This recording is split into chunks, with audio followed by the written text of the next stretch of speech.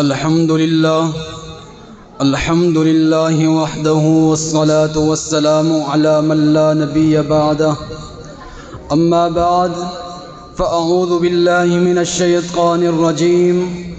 بسم الله الرحمن الرحيم فلولا نفر من كل فرقة منهم طائفة ليتفقهوا في الدين الآية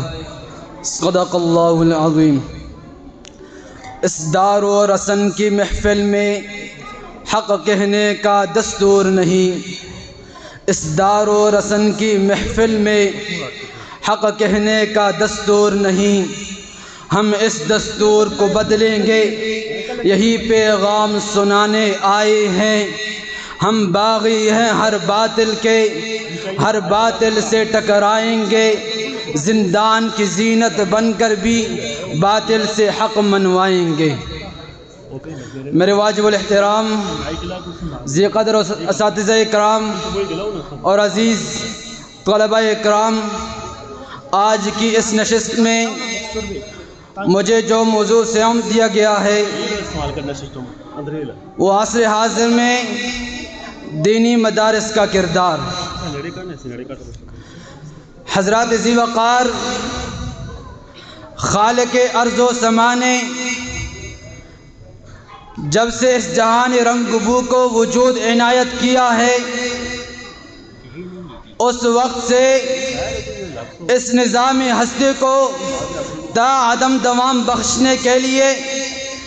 اس کے امور کو مامورین کی ذمہ داری میں دے کر اس کی ڈوری کو اپنے دست قدرت میں رکھ لیا ہے، تاکہ یہ نظام ہستی درم برم نہ ہو اور یہ گلشن ہر قسم کے فتنہ برداز کے فتنے سے اور ہر قسم کے شریر سے محفوظ رہے۔ پھر جس طرح اس گلشن کے اندر سکول، کالجز، یونیورسٹیز کو ڈاکٹرز، انجینئرز اور سائنسدان پیدا کرنے پر مامور کیا، تو وہاں دینی مدارس کو تدریس کا ذمہ دے کر اس ذمہ داری پر انہیں مامور کیا۔ اور عصر حاضر میں دینی مدارس کیا کردار ادا کر رہے ہیں؟ ارباب علم و دانش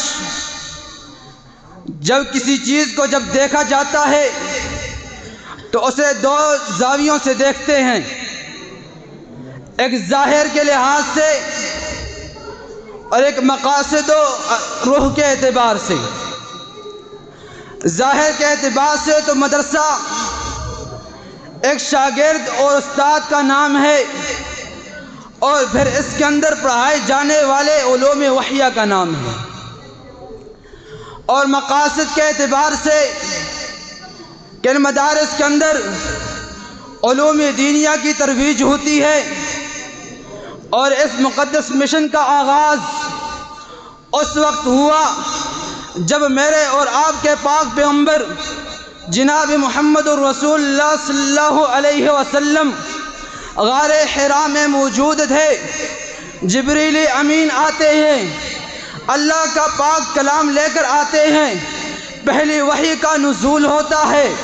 اقرأ بسم ربک الذی خلق خلق الانسان من علق اقرأ وربک الاکرم الذی علم بالقلم علم الانسان ما لم یعلم۔ اس وقت سے اس مشن کا آغاز ہوا۔ میرے اور آپ کے پاک پیغمبر نے اس مشن کو جاری رکھتے ہوئے اپنے صحابہ کرام کو یہ علم دیا،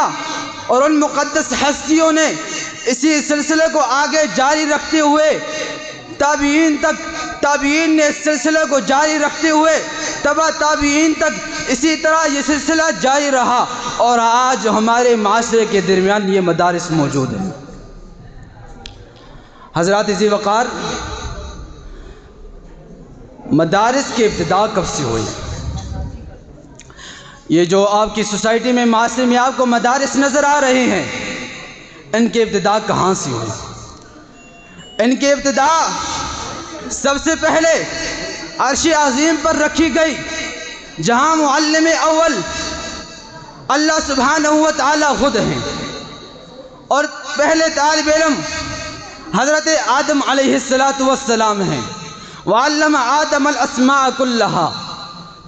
قرآن بولتا ہے کہ سب سے پہلے مدرسے کی بنیاد عرش معلیٰ کی بلندیوں پہ رکھی گئی، اور پھر اسی طرح یہ سلسلہ جاری رہا۔ جس طرح انبیاء کرام اس دنیا میں آتے گئے، ان مدارس کا سلسلہ چلتا رہا، اسی طرح میرے اور آپ کے پیارے پیغمبر جناب محمد الرسول اللہ صلی اللہ علیہ وسلم کا مبارک دور جب آیا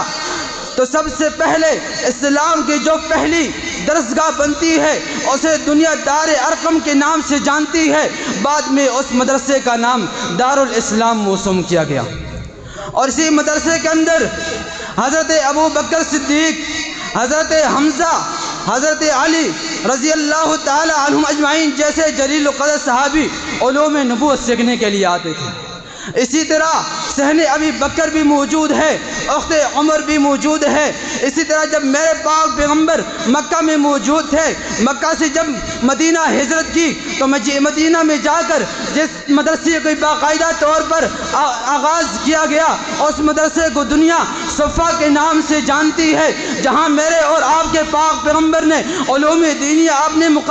اپنے دور کی مقدس ہستیوں کو، صحابہ کرام کو سکھایا۔ یہ ایسی انٹرنیشنل یونیورسٹی بنی کہ جہاں پر معلم خود پیغمبر خدا محمد مصطفیٰ صلی اللہ علیہ وسلم تھے، اور سیکھنے والے مقدس ہستیاں صحابہ کرام تھے۔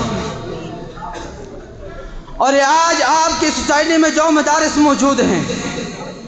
یہ اس انٹرنیشنل یونیورسٹی کی شاخیں ہیں، برانچز ہیں یہاں پہ۔ اسی طرح مدارس کے تاریخی ادوار کو 4 ادوار میں پیش کیا جا سکتا ہے۔ سب سے پہلا دور کہ قرون اولیٰ کا دور، جو دور میرے اور آپ کے پیغمبر کا ہے، خلافت راشدہ کا دور ہے، جس دور کی مثال میں نے آپ کو پیش دی کہ صفہ، جہاں پر جن صحابہ کرام نے تعلیم حاصل کی انہیں دنیا اصحاب صفہ کہتی ہے، اور یہاں پر مختلف قول کے مطابق علامہ سیوطی رحمہ اللہ کے قول کے مطابق کہ 100 صحابہ کرام نے یہاں پہ علوم نبوت سیکھے، کچھ بعض قول کے مطابق 300 صحابہ کرام نے یہاں پہ علوم نبوت سیکھے، کچھ کے مطابق 600 صحابہ کرام نے یہاں پہ علوم نبوت سیکھے۔ اسی طرح دوسرا دور قرون وسطیٰ کا دور ہے کہ جس دور میں 2 یونیورسٹیوں کو ایک منفرد اعزاز حاصل ہے، جس میں جامعۃ الزیتون اور جامعۃ الازہر۔ اسی طرح اس دور میں اور بھی مدارس بنے اور موجود ہیں۔ تیسرا دور بر صغیر میں ایسٹ انڈیا کمپنی کی آمد سے قبل کا دور ہے۔ اس دور میں مدارس نے بڑی ترقی کی، مدارس کو عروج ملا، صرف دہلی میں 1000 مدارس تک ان کی تعداد پہنچی، اور یہ آپ کے پاکستان کے صوبہ سندھ میں شہر ٹھٹہ میں عالمگیر اور اورنگزیب کے دور میں صرف 800 مدارس موجود تھے۔ اسی طرح ایسٹ انڈیا کمپنی کے بر صغیر کی آمد کے بعد بھی مدارس کا دور رہا، لیکن اس دور میں مدارس کو بہت بڑا دھچکا لگا، علماء کو بہت بڑا دھچکا لگا، جس کی وجہ سے دینی نظامی تعلیم برقرار نہ رکھ سکا، درم برم رہ سکا۔ لیکن اس وقت کے جید علماء کرام نے، جن میں سر فہرست مولانا قاسم نانوتوی رحمہ اللہ، جنہوں نے ضلع سہارنپور میں ان کی تاریخی مسجد چھتہ میں دارالعلوم کی بنیاد رکھی، وہاں سے شیخ العلم محمود الحسن، شیخ المحدثین خلیل احمد سہارنپوری، حکیم الامت مولانا اشرف علی تھانوی جیسے آفتابی علوم فضل دیوبند نے پیدا کی۔ اسی طرح یہ سلسلہ چلتا رہا، اور پھر آپ کے پاکستان میں علامہ محمد یوسف بنوری رحمہ اللہ نے بنوری ٹاؤن کراچی کی بنیاد رکھی، قیام عمل میں لایا گیا۔ یہ مدارس ابتدائی سے اپنی ذمہ داریاں احسن انداز سے نبھاتے ہوئے نظر آ رہی ہیں،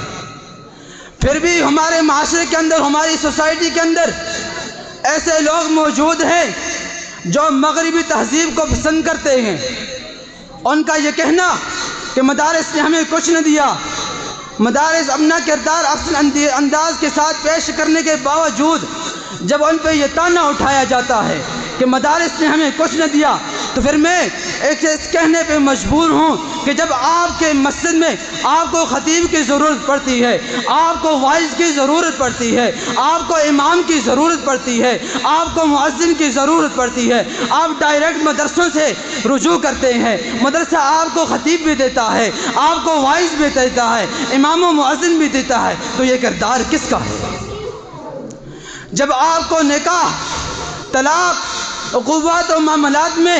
اگر آپ کو کوئی مسئلہ درپیش ہوتا ہے، پاکستان کے بڑے بڑے انجینئرز، ڈاکٹر، سائنسدان کو جب اس طرح کے معاملات پیش آتے ہیں تو وہ کس طرف رجوع کرتے ہیں؟ انہی مدارس دینیہ کے جو علماء ہیں، جو فاضل ہیں، ان کے پاس آتے ہیں، تو یہی دینی مدارس کا تو کردار ہے۔ آپ کے معاشرے کے لیے جب کسی اصلاح کرنے والی کی ضرورت ہوتی ہے، اس وقت بھی آپ مدارس کے فاضل سے رابطہ کرتے ہیں، تو یہ انہی مدارس کا کردار ہے۔ تو پھر مجھے کہنے دیجئے کہ کل ہذہ سبیلی ادعو الی اللہ کا عملی کردار ادا کرنے والے یہی دینی مدارس ہیں، تأمرون بالمعروف وتنہون عن المنکر کا کردار ادا کرنے والے یہی دینی مدارس ہیں، فاضربوا فوق الاعناق واضربوا منہم کل بنان کا عملی کردار ادا کرنے والے یہی دینی مدارس ہیں، وجاہدوا فی اللہ حق جہادہ کا عملی کردار ادا کرنے والے یہی مدارس ہیں۔ قسمت نوع بشر تبدیل ہوتی ہے یہاں، قسمت نوع بشر تبدیل ہوتی ہے یہاں، ایک مقدس فریضے کی تکمیل ہوتی ہے یہاں۔ ارباب علم و دانش علامہ محمد اقبال رحمہ اللہ کا ایک مشہور قول آپ نے پہلے بھی سنا ہوگا، کہتے ہیں ان مکتبوں کو، ان مدارس کو اپنی جگہ پہ رہنے دو، غریب عوام کی اولاد یہاں سے علوم دینیہ سیکھے گی۔ اگر یہ مدارس، یہ مکتبے اگر موجود نہ رہے تو جانتے ہو کیا ہوگا؟ جو کچھ ہوگا میں دیکھ آیا ہوں کہ اندلس میں 800 سالہ حکومت کے باوجود آج غرناطہ میں اور قرطبہ میں کھنڈرات اور الحمراء کے سوا کچھ نہیں ملتا، تو اسی طرح بر صغیر میں مسلمانوں کی حکومت کے باوجود لال قلعے کے سوا کچھ بھی نہیں ملے گا، آگرہ کے تاج محل کے سوا کچھ بھی نہیں ملے گا۔ تو میں آپ سے یہ التماس کرتا ہوں کہ مدارس کے ساتھ تعاون کیجئے، اپنی اولاد کو علوم دینیہ کے لیے وقف کیجئے، تاکہ آپ کے اس دنیا سے جانے کے بعد آپ کے اعمال کا اکاؤنٹ بند نہ رہے بلکہ جاری رہے۔ قرآن ہمارا رہبر ہے، اسلام ہماری منزل ہے، قرآن ہمارا رہبر ہے، اسلام ہماری منزل ہے۔ پوری دنیا میں اسلامی نظام دکھا کر دم لیں گے۔ حیات باقی، ملاقات باقی۔ وآخر دعوانا الحمدللہ۔ ماشاءاللہ یہ تھے قاری عبدالوحید صاحب، جو آپ کے حضرات کے سامنے اپنا اظہار